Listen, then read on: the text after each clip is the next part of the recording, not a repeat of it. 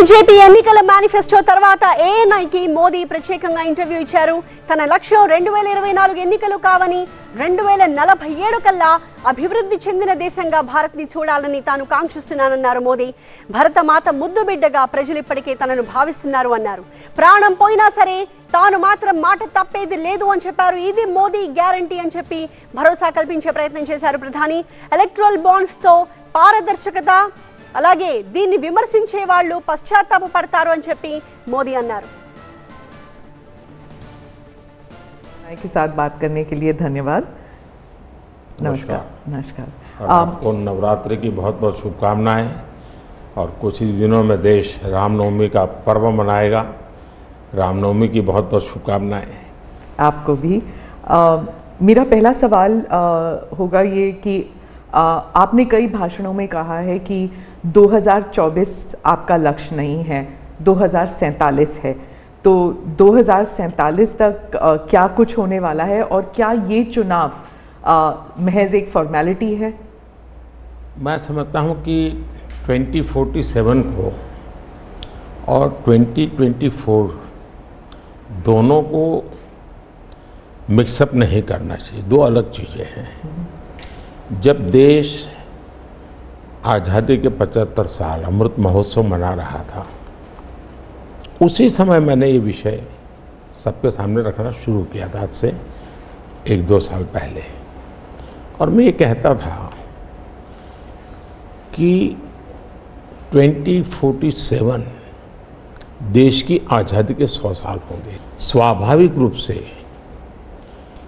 ऐसे जो माइलस्टोन होते हैं वो एक प्रकार से नया उत्साह भरते हैं, नए संकल्प के लिए व्यक्ति को तैयार करते हैं. और उस अर्थ में मेरा मत था कि एक मौका है, 75 साल पर हम खड़े हैं, 100 साल पहुंचने वाले हैं. इस 25 साल का सर्वाधिक उपयोग कैसे करें? कांग्रेस सरकार का मॉडल और एक बीजेपी सरकार का मॉडल, उनका 5-6 दशक का काम, मैं उनके लिए बहुत खुला मैदान छोड़ता हूँ. 5-6 दशक का काम और मेरा सिर्फ 10 साल का काम. कंपैरिजन कीजिए, किसी भी क्षेत्र में कंपैरिजन कीजिए. अगर कुछ कमियां होगी तो भी हमारी एफर्ट्स में कमी नहीं रही होगी. दूसरा, मुझे 10 साल में 2 साल तो कोविड की लड़ाई में जाना पड़ा और आफ्टर इफेक्ट भी बहुत था. फिर भी आज हम कंपैरेटिवली देश को स्पीड कहो, स्केल कहो, सर्वांगीण विकास की बात करें तो वो कहें, सर्वसमावेशक विकास की बात कहें तो वो देखें. हर पैरामीटर पे आपको कांग्रेस के मॉडल से एक ऐसा मॉडल नजर आ रहा है कि हाँ, इस रास्ते पर हम चलेंगे. इतनी गति से, और गति और बढ़ानी है मुझे. अगले टर्म में गति भी बढ़ानी है और स्केल भी बढ़ाना है. तो वो तो मेरा लक्ष्य ही है. दूसरा, आप देखेंगे कि जब देश चलाने की देशवासी जिम्मेवारी देते हैं तो आपका सिंगल माइंडेड फोकस होना चाहिए. देश के लोग दुर्भाग्य से पहले की राजनीतिक कल्चर ने परिवार को कैसे मजबूत बनाना, परिवार की जड़ों को कोई उखाड़ न दे, उसी में शक्ति लगाते रहे. जबकि मैं देश मजबूत, इसी एक लक्ष्य को लेकर के काम कर रहा हूं. मेरी सरकार पूरी उस लक्ष्य को लेकर काम रही. क्या आपका गेम प्लान है? जब मैं कहता हूं कि मेरे मन में बहुत बड़े बड़े प्लान है और उसके लिए बहुत बड़े बड़े फैसले हैं, किसी को डरने की ज़रूरत नहीं है. मेरे निर्णय किसी को डराने के लिए नहीं है, किसी को दबाने के लिए भी नहीं है. मेरे निर्णय देश के सर्वांगीण विकास के लिए है, जन कल्याण के लिए है. देश के युवाओं के एस्पिरेशंस को मैं देर करना नहीं चाहता हूँ, मैं समय बिगाड़ना नहीं चाहता हूँ. उस अर्थ में मैं कह रहा हूँ. दूसरी बात है ज़्यादातर सरकारों का स्वभाव होता है वो ये मिजाज में रहते हैं हमने तो सब कुछ कर लिया, हम तो सब कुछ करते हैं। मैं नहीं मानता हूँ मैंने सब कुछ कर लिया है। मैंने ज़्यादा से ज़्यादा करने का प्रयास किया है, सही दिशा में जाने का प्रयास किया है। फिर भी बहुत कुछ है जो मुझे अभी भी करना है, क्योंकि मैं देखता हूँ मेरे देश की कितनी आवश्यकताएं हैं। हर परिवार का सपना, वो सपना कैसे पूरा हो, ये मेरे दिल में पड़ा हुआ है। और इसलिए मैं कहता हूँ जो हुआ है वो ट्रेलर है, आपको अच्छा लगा है, लेकिन मैं बहुत अधिक करना चाहता हूँ। उस अर्थ में मैं उस बात को कहता हूँ। दूसरी बात है कि 2047 का जो विजन का सवाल है,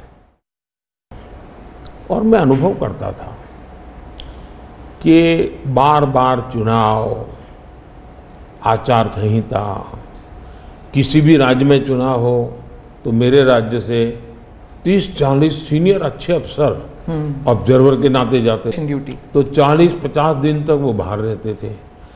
तो मुझे चिंता रहती थी कि मैं सरकार कैसे चलाऊं, क्योंकि देश में ऐसे चुनाव होते ही रहते और मेरे ऑब्जर्वर जाते रहते। तो मैं तो फिर मैंने सोचा कि मैं ये इसको वैकेशन नहीं मानता हूँ।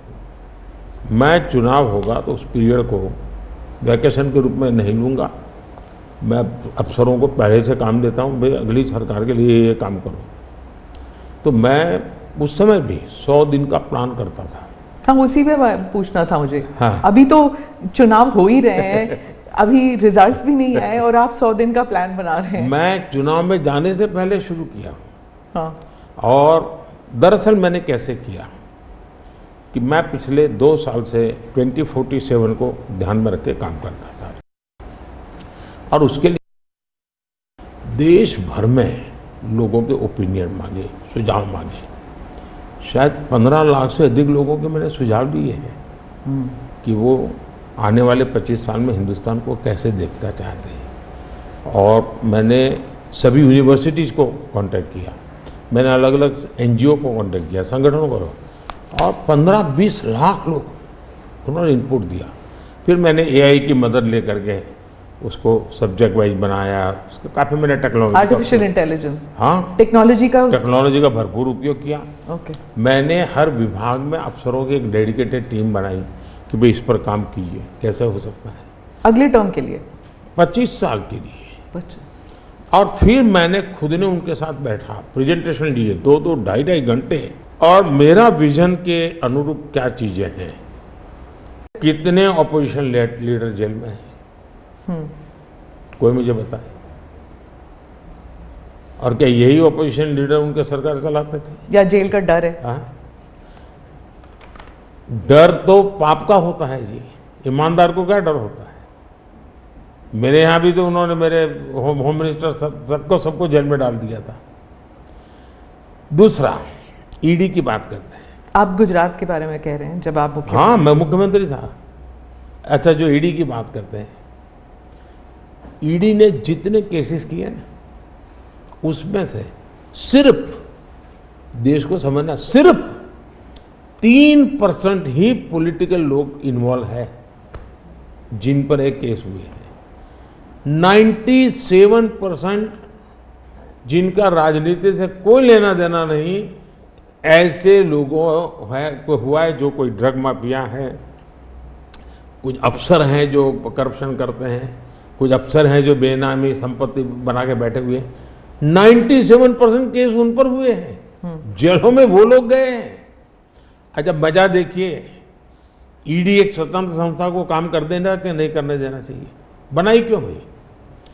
2014 से पहले ये संपत्ति अटैच करने का ईडी को अधिकार है। 2014 से पहले उन्होंने सिर्फ 5,000 करोड़ रुपए की संपत्ति अटैच की।